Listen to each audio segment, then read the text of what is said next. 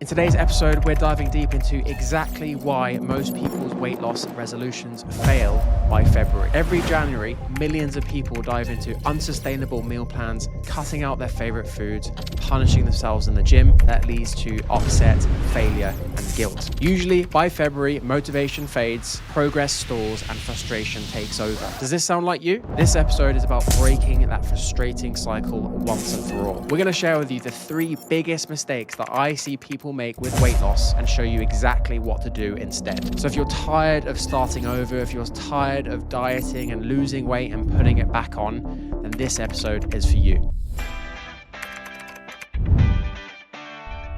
Welcome to another episode of the Never Diet Again podcast. My name is Max Lowery and I'm a weight loss coach. I've been helping women lose weight and keep it off for the last 10 years. And I'm joined by Mollie, one of our coaches. Hello, Mollie. Hi, Max. Today, we're talking about the 3 biggest weight loss mistakes that people make. And we want you to stop making them in 2025. So this episode title was the most popular in 2024. So I want to build on that again, because obviously this time of year, January, people are looking to lose weight and we just want to make sure that you are not making the same mistakes. I don't know about you, Mollie. I'm seeing a lot of people go and do the typical things that people do every single year. Restriction, deprivation. I think you said some of your friends are doing that. Hopefully they're not listening to this. Yes, to say it's already the 8th of January, pretty much, I would say 80% of the people I've spoke to have some big goal of January. Everyone seems to be doing dry January. I'm actually in London at the moment and the pubs are pretty empty. Pubs are empty and gyms are full. So it seems like everyone's had a big hype. Yeah. What's crazy, and I've seen this personally, especially when I was in London, is the drop off, not so much in the pub, because I wasn't going to the pub at my later time in London, but I was going to the gym a lot. And you would see, loads of people in the gym in January, which is obviously excellent. But then bit by bit, week by week, I was going at the same time, same place, a couple times a week. It would get emptier and emptier and emptier and emptier. We want to use this episode to make sure that you are going to be consistent for the rest of your life, not just for January, not just for 2025, because ultimately, if you want to get long-term success with weight loss, it is for the rest of your life. It's not just for 90 days when you're on a program. You have to fundamentally shift your identity and change your behavior in the long term. And we'll give you some tips and insights in this episode today. But first, I just want to cover something very, very basic, and that is the mechanics of weight loss. There's a lot of conflicting information out there. Everyone's got different ideas. Everyone's got different beliefs: low carb, low fat, carnivore, vegan, fast 800, juice fasting, Keto. lighter life, keto, juicing, exactly. So there's so many different methods out there, but actually every single diet that I just listed there ultimately does the same thing, which is achieves a calorie deficit. So you cannot lose weight without a deficit. And that is actually quite a simple concept. What people say is all you have to do is eat less and move more. And yeah, that is true. And it is simple, but as many of you listening to this know, it can be very, very complicated because we are complicated human beings. There's lots of variables. We have beliefs, we have emotions, we have lives, we have children, we have stress, we have jobs. Plus, there's all this confusion about what to actually eat. And the Western lifestyle isn't promoting us to be in a calorie deficit. It's doing the exact opposite. The 3 mistakes that we're going to talk about today ultimately prevent you from being in a calorie deficit in the long term, which means you don't get weight loss. So I just wanted to kind of make that clear at the very start. So here are the 3 mistakes, and then we'll go into them. So number 1, unrealistic expectations. That's a massive one at this time of year. Number 2, going all in. Again, huge this time of year. And number 3, not addressing the root causes, which is a big, big problem. Let's go into number 1, unrealistic expectations. Have you ever set yourself unrealistic expectations, Mollie? Yes, and I still continue to do so. I think it's something you forever practice. But related to this podcast, I, until about 2 years ago, would do dry January every single year. And what did you achieve out of that? I would go crazy in February and December, the month before I even started it. Yeah. And what's since changing this, which I know we're going to go into in a second, but I probably drink more now in January than I ever have. It's only a couple of glasses throughout the month, but because I used to say I'm drinking nothing, I would then go crazy again in February. But now I have a couple of glasses, that's become my identity of a little bit more restraint, but not the extent of restriction in January. Yeah, so dry January is a big one. And I kind of have the same opinion that setting this unrealistic expectation that, yeah, you're going to not drink for January, but then somehow your behavior with alcohol is going to change beyond January doesn't make any sense, because you're just cutting something out and you're not actually learning how to moderate and how to practice restraint. I think specifically when it comes to weight loss, the biggest mistake that I see with unrealistic expectations is, right, it's January. I'm going to do 20,000 steps every single day. I'm going to lose 10 kilos by the end of January. And if I haven't, then I failed. And it's just these big, the classic thing is, I'm going to lose X weight by X date. That is often a big unrealistic expectation, because what often happens, weight loss is complicated. Your body isn't a machine. Just because you're eating less and moving more doesn't mean you're necessarily going to get linear results, doesn't necessarily mean you're going to get the results that you think you should. And it gets to that date, you haven't lost quite as much as you think you should, and you tell yourself, I failed, this isn't working. Well, in actual fact, let's say your goal was 10 kilos in 30 days, which is obviously pretty unrealistic anyway. But let's say you lost 8 kilos. And I see this all the time. The people that are stuck in this diet cycle, stuck with a dieting mindset, who are struggling with their weight their entire lives, they completely disregard the 8 kilos that they've lost, and they focus on the 2 kilos they haven't lost, and they tell themselves they've failed and it's not working. When in actual fact, if they just kept doing what they were doing, maybe they would have hit their goal eventually. So this is a big problem. It's obviously exacerbated by diet culture and social media. Diets are often like, lose this much weight in this much time. I mean, look, to be honest, I have to play this game sometimes. You know, we say with our program, you could lose up to 30 pounds in 90 days. And that is 100% realistic. And a lot of our clients do. But, you know, ultimately, this kind of language does draw people in. And it's a great marketing tool. It's easy to understand, right? If I just do this for this much time, then I'm going to lose this much weight. But often the expectations can be completely unrealistic, and I think sometimes not even physiologically possible. I don't know about you, Molly, but a lot of, you know, men and women, but more women, for a variety of reasons, are very emotionally attached to a number on the scale. And this number can literally be plucked out of thin air. Or it could have been, you know, for some of our clients who are in their 50s and 60s, it could have been the weight they were at when they were 30 before they were married or something. And now they've got 2 children and they've been through the menopause, and that's just not realistic. Is that something you've noticed with yourself or your friends or clients? Yeah. But I think it goes back to people, you know, it's January, people feel like they need a goal, feel like they need some inspiration and motivation going into the new year, which is great. You know, it's really, I have lots of goals when I start the new year of what I want to achieve, but I think the key here is unrealistic. So if you are listening to this and you do want to lose weight, I think it's more about setting realistic expectations and moving away, as Max said, from maybe even a number for your first couple of months, and just thinking about why it is that you want to lose weight. You know, what are some of your current habits that you have, and just taking off that pressure. Because something I've noticed both with my own health, but I think even in work or friendships, you suddenly set these huge expectations on the first month of the year, create all of this pressure when it should be quite exciting. And it just feels really overwhelming, and it just really makes it hard to continue with some of these expectations that you've set. So I think with this, you know, we're not saying don't set goals and don't have some really exciting expectations of yourself, but make them realistic and enjoyable and something that you can see to be possible. Yeah, it's a balance, because in terms of your life as a whole and the person that you are, you want to think big. You want to not settle for being average and mediocre, I believe. But it's very different when you're setting big goals with your physiology and your biology and weight loss, because you have far less control over that. You know, when it comes to the amount of calories that you're burning on a day-to-day basis, 75% is your basal metabolic rate, which you have little to no control over. The remaining 25% you do have some control over. So it's just about being realistic and maybe taking the focus away from the number on the scale and instead focusing on trying to become the best version of yourself and addressing the root cause of the problem, which we'll go into in a second. We tell all our clients at the very beginning of the program that this process is going to take at least a year, like minimum a year. And yeah, you could lose the weight that you want way quicker than that, 90 days, 6 months, perhaps. A lot of our clients are getting to where they want to be.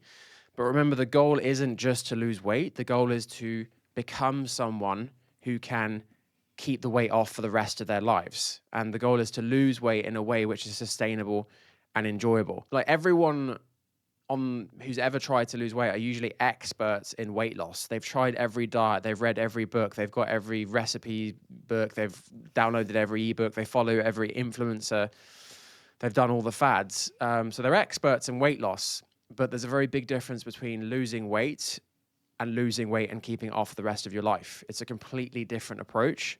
And obviously what we're talking about, what we are interested in is keeping it off for the rest of your life. And I think it's also really important to change our definition of what successful weight loss means. The amount of conversations I have with women who say, slimming on, oh, it works. Keto, oh, I was successful with keto. But then they're talking to me, having this conversation, they're the heaviest they've ever been. They're heavier than they were when they started the keto. So for us, the only definition of success that we have is losing weight and keeping it off for the rest of your life, and at the same time becoming the best version of yourself. I think that's key as well, what you said at the end, because even thinking about my own journey, there's been periods in my life where I've been at a weight that I'm probably happier with or feel happier with at the time. Yeah, I'm not living the life that I want to. There's still lots of restraint. There's lots of things that I'm doing alone, constantly still consumed by food. And as much as from a scale perspective, I might think that I've been successful, but I'm not happy and I'm not living the life that I want to live.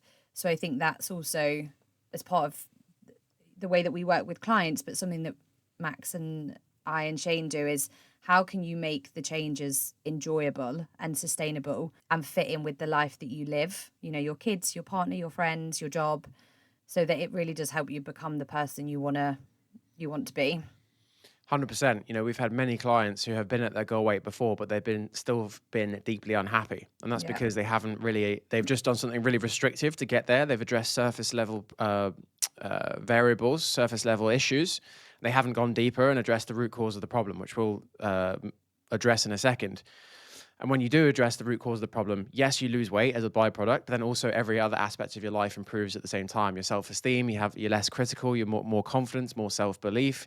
You become someone that believes in themselves, and that is a much better place of being. So, you know, obviously I know some of you are still going to be wanting to know like exactly how much weight you should be aiming to lose. So really anywhere between 1 to 2 pounds a week. And I would say the 2 pounds is really, really at the upper end. If you've got a decent amount of weight to lose, we're talking like 30, 40, 50, 60 pounds. Maybe you might lose 2 pounds in a few weeks, but a lot of that might be water. So 1 pound a week, we would say. And anyone who's watching this on the video on YouTube, this is 1 pound of fat. So anyone who's listening and not watching, it's pretty significant. I mean, it's bigger than my hand almost, this piece of fat. So when people say, oh, I've only lost a pound this week, this is what you've lost. All right. Obviously, it doesn't seem like that because it's spread out throughout your entire body. You don't just lose a chunk of fat like this. That would be a bit weird. People would look very strange. But this is how much you're losing. And often our clients are surprised. They're like, oh, that's a pound. That's actually quite a lot. That's, you know, if I do that, sustainably for the next year, that's 52 pounds I could lose, which is a lot of weight. And then, you know, obviously that adds up into 4 pounds in 4 weeks, which is this much, which is way bigger than my face and my head. That's huge. It's huge. 4 pounds of fat in a month. And obviously people are disappointed. You know, let's say someone has set themselves a goal, right, I'm going to lose 5 pounds this month, and they only lose 4. They're going to be disappointed, and they're going to completely disregard that they've lost this much fat. And that is a lot of fat. I'll leave you with this for this point. This journey is going to take at least a year. It's going to take you at least a year to become the type of person that can lose the weight and keep it off for the rest of your life. If a year sounds too long, then you need to have a fundamental shift in perspective and your mindset, Because if that's what you believe and that's what you feel, you will never get long-term weight loss, right? Into number 2, big mistake, going all in, okay? Also known as kind of like the all or nothing mentality, but in particular going all in at this time of year. And that is exactly what most people are doing right now. They're cutting out alcohol for the entire month, like we said earlier. They are joining a gym and they're going to 7 HIIT sessions in 7 days, and they'll do that for the whole of January. They're trying to get 20,000 steps in. They're cutting out all sugar. They're not eating any dessert. They're cutting out all carbohydrates. Just completely and utterly ridiculous. Or they're just trying to stick to, a ridiculously low calorie amount, 800 calories, 1,200 calories. And it comes from diet culture. It's exacerbated and perpetuated by adult diet culture. It can also come from how you're raised as well. Caregivers, teachers can exacerbate and perpetuate this kind of behavior. Maybe in other areas of your life, this kinds of behavior might work. But when it comes to long-term behavioral change, if it's unenjoyable, unsustainable, guess what? It's never going to last. It's fueled by motivation and willpower. And obviously at this time of year, motivation and willpower, everyone has it. Everyone has motivation and willpower, so they can do these things. But guess what? You cannot depend on motivation and willpower in the long term.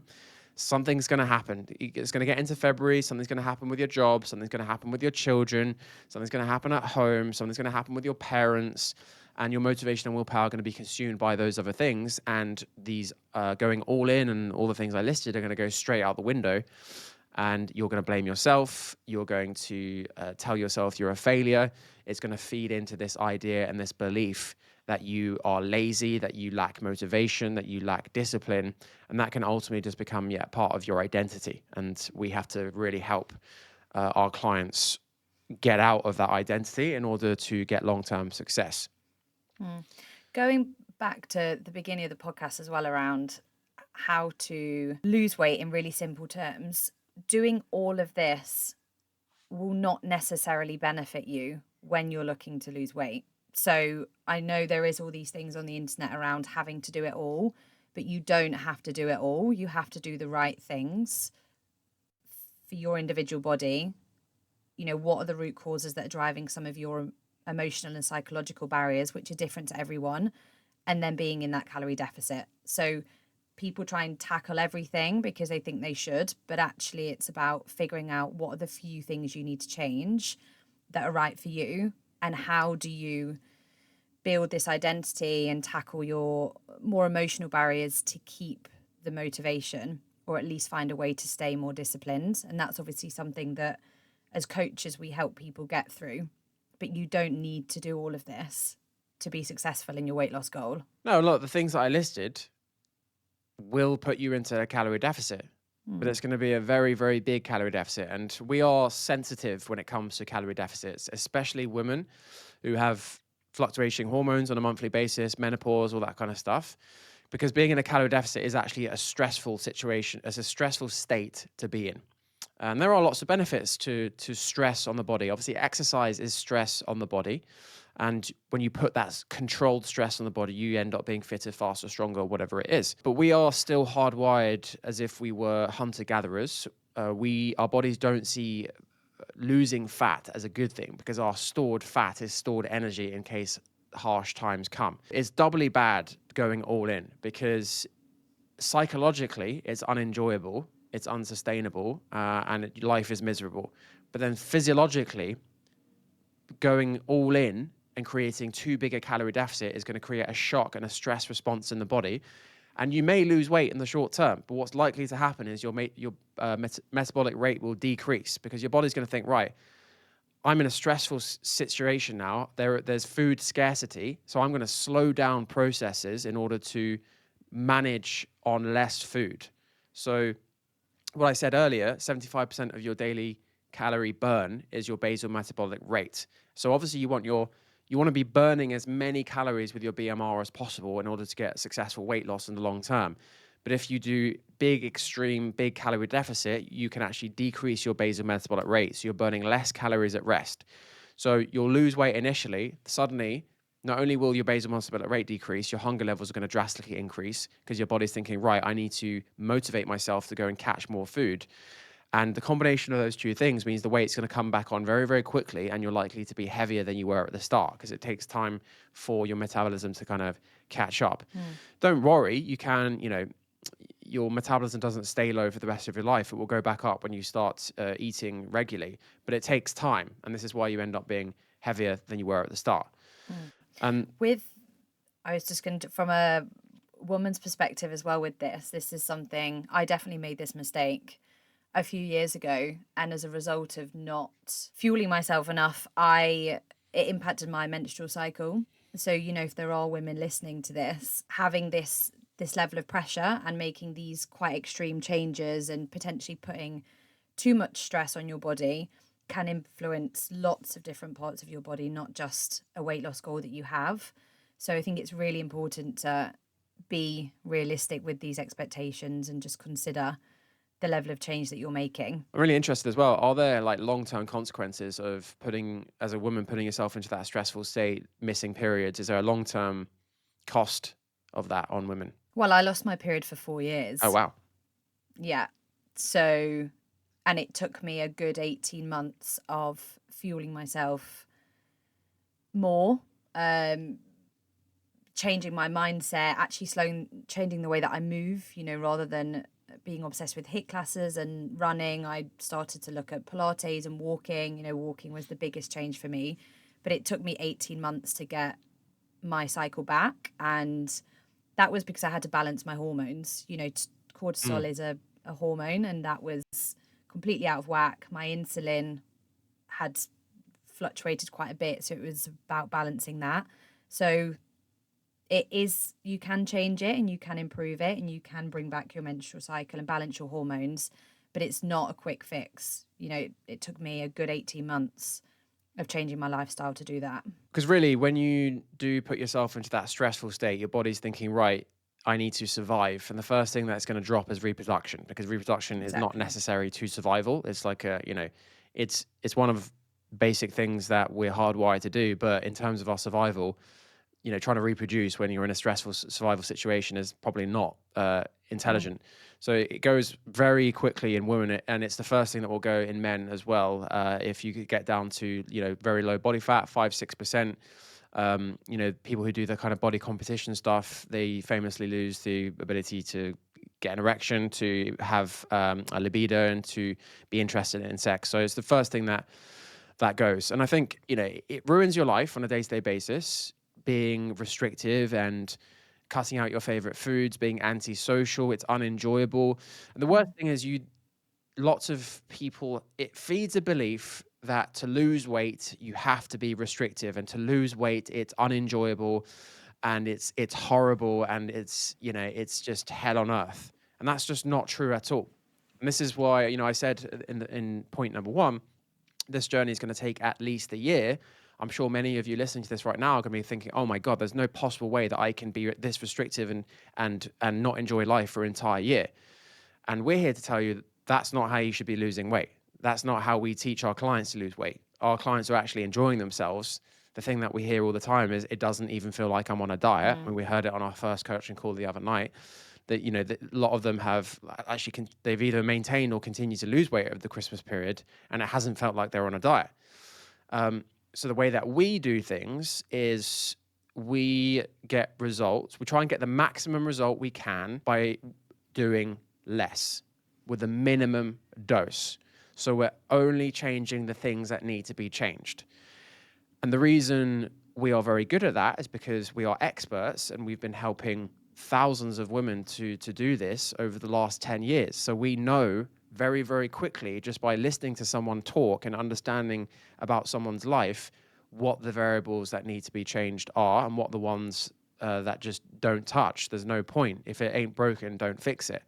So it's a very, very different approach. And ultimately, that's why we have jobs, because this is very hard to work out by yourself when you are confused, when you lack self-belief, when you've been dieting your entire life, when you have what's known as a dieting mindset, when you're so busy with your job and your family and everything else in your life.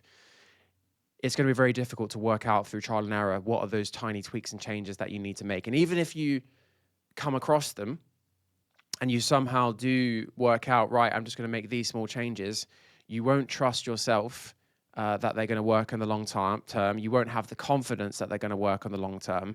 So you're likely not to be consistent with them.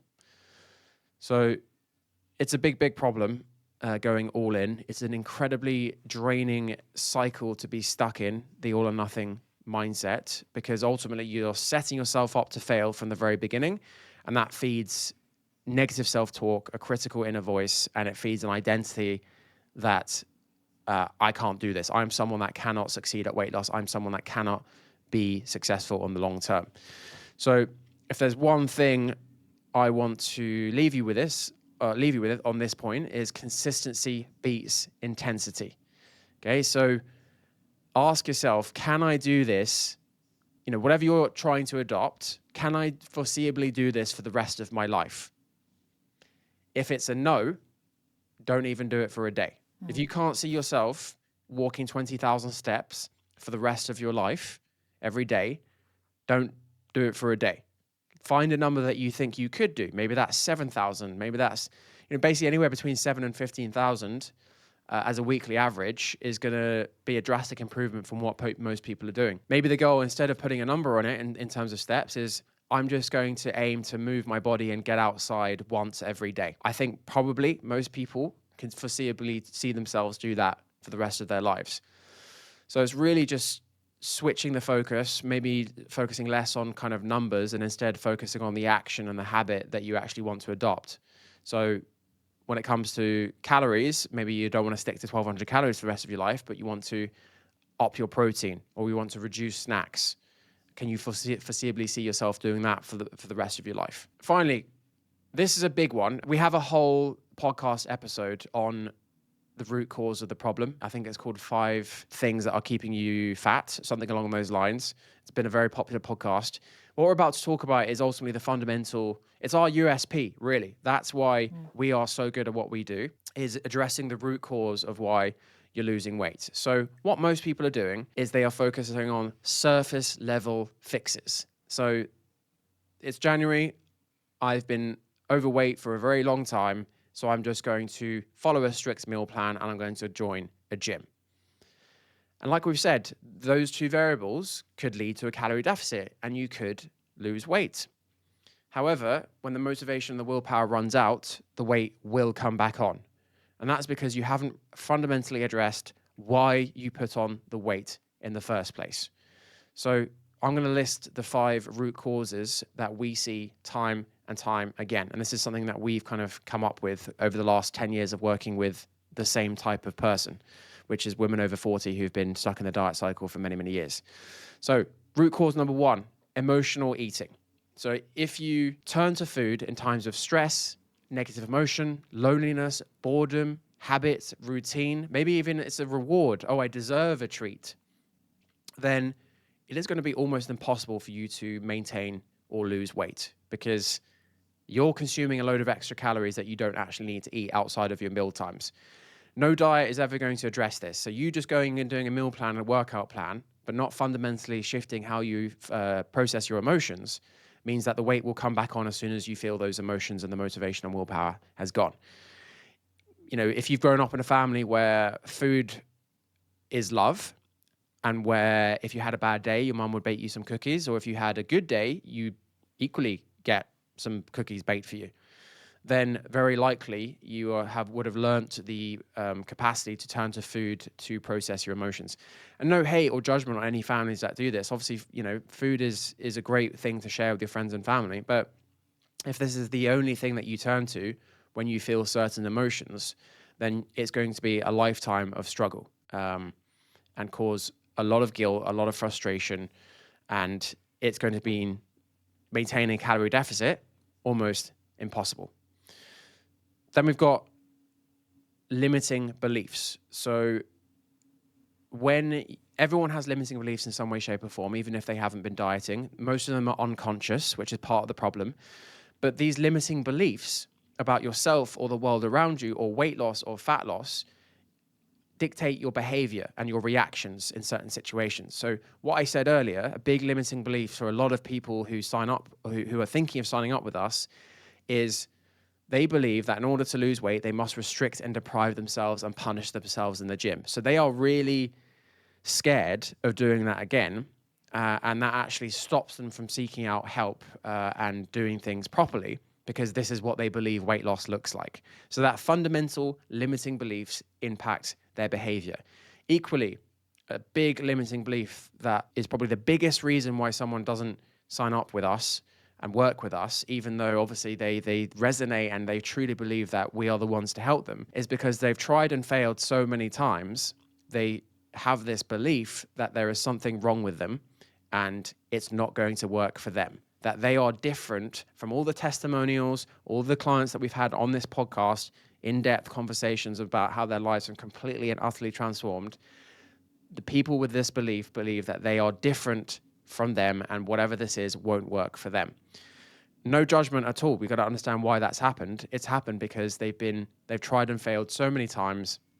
They've been doing things which are restrictive and depriving themselves, and the weight's come back on. So the logical conclusion to come to is, oh, there's something wrong with me. It's my genetics, it's my metabolism, it's my age, it's the menopause. I don't have the willpower, I don't have the motivation, I don't have the discipline.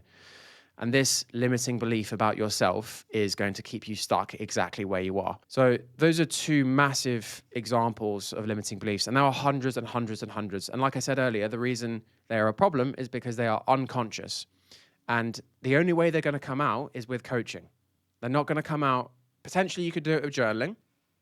You could potentially bring them to the surface and become more aware of them with journaling. But the most powerful and efficient way is to have coaching from experts who are trained to listen to language. Because the language that you use about yourself, the language that you say, the language you use inside your own head, and the language you use to other people is either the key that opens the door, on the other side of the door is the best version of yourself, or it's the key that locks you in, stuck exactly where you are. So we are, as coaches, we are listening to every single word that you say, our clients say, and we are hearing what our clients believe and think with that language. And it's incredibly powerful. So we help our clients bring those unconscious limiting beliefs to the surface. Then we give them practical tips and advice on how to overcome them and reframe them. So far we've had emotional eating and limiting beliefs.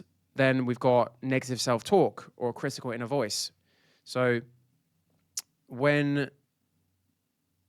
and this can be, from you're a child, you can have very critical parents who are harsh and don't accept failure as an option, who make you feel guilty. There's loads of different reasons why this can happen, but then it's also perpetuated and exacerbated by diet culture. By trying and failing multiple times, losing weight, you end up with a very loud critical voice which tells you you're disgusting, which tells you you're a failure, which tells you you're worthless, which tells you you don't deserve success, you don't deserve the results, you don't deserve to be looked after and to be prioritized. And ultimately, this leads to lack of consistency and self-sabotage. It makes staying in a calorie deficit in the long term very, very difficult. And it's an incredibly draining place to be. A lot of our clients really struggle with this in a big way. And it can have a fundamental impact on your quality of life and your mental health, your happiness. It can lead to depression, anxiety, stress. It's a bit of a negative feedback loop, which keeps you stuck in a vicious cycle. And people just accept it. People just think, oh, this is just how it is, and there's nothing I can do about it. And there are things you can do about it. You can quieten the critical inner voice. All our clients are in a much better place than they were when they first started working with us. And part of that is just realizing that it's not your fault. There's nothing wrong with you. It's just you've been focusing on the wrong things. You've been putting your motivation and your willpower into things that are fundamentally unsustainable. And you've been self-sabotaging yourself from the very beginning, from before you even started. And it's a huge, huge problem. So we've had 3 so far: emotional eating, limiting beliefs, negative self-talk. The 4th one is all or nothing thinking, which we've already gone into in the second point. Incredibly draining cycle to be in. And the last one is your identity. And we've discussed this a few times on the conversation. But ultimately, when you've tried and failed so many times at weight loss, you just become someone that cannot succeed at weight loss. That's just what you believe about yourself. That's what you believe about your entire world, your entire being, your entire reality becomes that. And whilst you believe that about yourself, it's going to be very, very difficult to get long-term success. The example that I always use, you may have heard of me use it before, but I think it's quite a good example, is when it comes to your identity and trying to change behavior, we'll use the example of someone who's trying to quit smoking. So we've got two different people. Both of these people are trying to quit smoking. Person number one is offered a cigarette, and his or her response is, "No thanks, I'm trying to quit," which sounds reasonable. Most people listening to this probably aren't going to see a problem with that. Then we've got person number two, offered a cigarette, and this person's response is slightly different. This person says, "No thanks, I'm not a smoker." So one person says, "No thanks, I'm trying to quit." The other person says, "No thanks, I'm not a smoker." It's very similar responses, but very, very fundamental, very big fundamental differences. Person number one still believes they're a smoker, but they're using willpower and motivation to break the habit. Person number two no longer identifies with being a smoker. That's a past version of themselves. It's something that they did in the past, and they no longer associate or relate to that person. So person number two is far more likely to keep off the cigarettes in the long term because it's not part of who they are anymore. Whereas person number one is much more likely to. And exactly the same in my life. My nickname was Party Boy, drugs, alcohol, all sorts of problems. And I tried to change my behavior. I tried to stop drinking. I tried to stop the drugs, but I still believed I was Party Boy. I still wanted to be that person. I still liked the attention that I got being that person. And it was only when I fundamentally no longer identified with that version of myself and started to craft who I am today, did it make those choices much, much easier. You know, when I was offered alcohol or drugs in certain situations, because I'd made this stance and I'd actually kind of made this quite clear, my identity was now someone that looks after themselves, was interested in fitness. I was a personal trainer. I was like, no way, that's not who I am. That's the old version of myself. I do not relate to that. So this identity piece is very deep. It's very difficult to tackle by yourself, but it's the first thing that we do with our clients. And this is the thing that will make weight loss easy and effortless in the long term, is shifting your identity, because ultimately it automates your decision making. It automates the process because it just becomes part of who you are. It becomes part of who you are to prioritize yourself. It becomes part of who you are to be organized with your nutrition. It becomes part of who you are to enjoy moving your body in a way that you find sustainable and fits into your life. And when that happens, weight loss is automatic. With identity as well, I think it becomes who you are, and it becomes how other people see you. And a big thing that we see with our clients is social pressures, and whether that's attached to their identity or attached to a situation. Christmas, for example, it came up quite a lot. And this identity shift and the way that you show up to other people will also influence how they treat you. And it might influence, for me, when I changed my identity quite a bit around drinking, people were offering me drinks less. There was less pressure to say no because they knew that I no longer was a drinker, as people say. And that transition can be lonely, to really change the way that people see you, and the stance that you have can be really challenging because, again, it can trigger something in somebody else and the people around you. And I think that's a big thing that the community and having a coach helps with when you're on that transition, because it's not the easiest thing to do. 100%. Part of becoming the best version of yourself means that you will outgrow people. Either people are going to grow with you and they're going to be part of your journey and they're going to love and respect your journey, or they're going to try and hold you back because they still see you as the old version of yourself. So I had to drop quite a lot of the people that I was hanging out with. I continue to do on a regular basis, not because I'm a horrible person, but ultimately I don't want to be, I'm looking to become the best version of myself, because when I do, I'm able to help people and have a bigger impact. And I'm just happy with it myself. So, if you are in an environment where everyone expects you to be the one that's going to be snacking and not eating and drinking a lot, and when you try and change your behavior, people are unhappy and try and keep you stuck exactly where you are, then this is going to be very difficult. But equally, on the opposite, if you're surrounded by people who are there to motivate and inspire you, they're firstly likely to change their behavior as well. That can happen. But also they will shift their expectations, and they won't be trying to peer pressure you into not going out to the gym or having more drinks than you should. So yeah, the identity piece is quite profound. And if you have struggled with your weight for any length of time, you cannot miss this out. It's one of the reasons why many people have hit their goal weight, but as soon as they hit their goal weight, they return back to their existing identity, their existing behavior, which is someone who doesn't prioritize themselves, doesn't prioritize being active or eating healthily. Let's wrap up. Those are the 3 biggest mistakes that we see people make, not just at this time of year, but a full stop. So number 1, unrealistic expectations. Ultimately setting yourself up to fail from the very beginning leads to lack of consistency, leads to not recognizing the small wins that you have on a day-to-day basis. Number 2, going all in your approach, doing too much too soon, trying to get the biggest result, but with the maximum dose. That is unenjoyable, unsustainable, and is going to cause problems psychologically and physiologically with stress on the body, can lead to all sorts of unwanted side effects. And number 3, which is a massive, not addressing the root cause of the problem. We've got a whole podcast episode on this. And I think part of the reason people are afraid to address the root cause of the problem. I think that's the issue. They're afraid to go there. They're afraid to get the help and support that they need to address these things, and they want to do the easy, quick things that they've done time and time again. But I want to ask you a question right here, right now. What's more scary? Is it addressing the root cause of the problem, which might be a little bit scary, but actually there's a massive reward at the end of it, and everything that you ever wanted is there? Or is it more scary to stay stuck exactly where you are for the rest of your life and end up actually heavier than you are now? Which is more scary? They both involve a bit of fear. You've just got to decide which one is more scary. If any of you are ready to get help and support with any of these issues, if any of you are ready to do things differently, then the quickest way to get in contact with us is to click the link below and book in a very quick 10-minute chat with either myself or one of the team.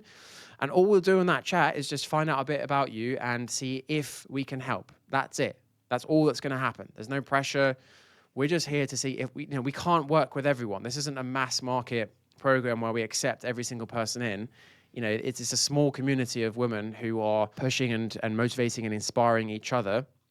So it's very important who we work with, and we need to be 100% sure that we can help you as an individual. So that's basically what that call is about. We're just going to assess to see if we can help. If you're not quite ready for a chat, completely get it. You can also sign up for 52 days of free fat loss tips by clicking the link below. And also you can watch our in-depth masterclass by clicking the link below.